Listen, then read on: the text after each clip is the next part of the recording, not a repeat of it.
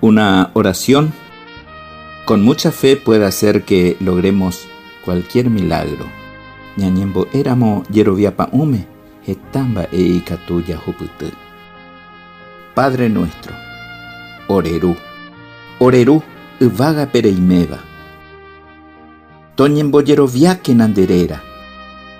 Taore año ampan emboraju.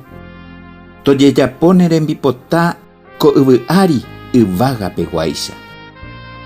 Eme orebe ko arape orerembi una. Opa araroi contevema.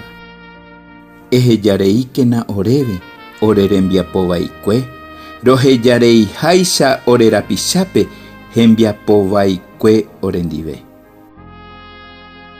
Ani que nareje ya roike, royepe ara avai hanwame.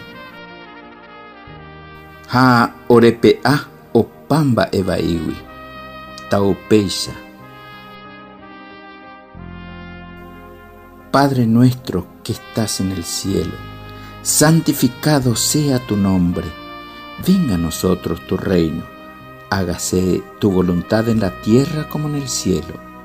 Danos hoy nuestro pan de cada día. Perdona nuestras ofensas, como también nosotros perdonamos a quienes nos ofenden.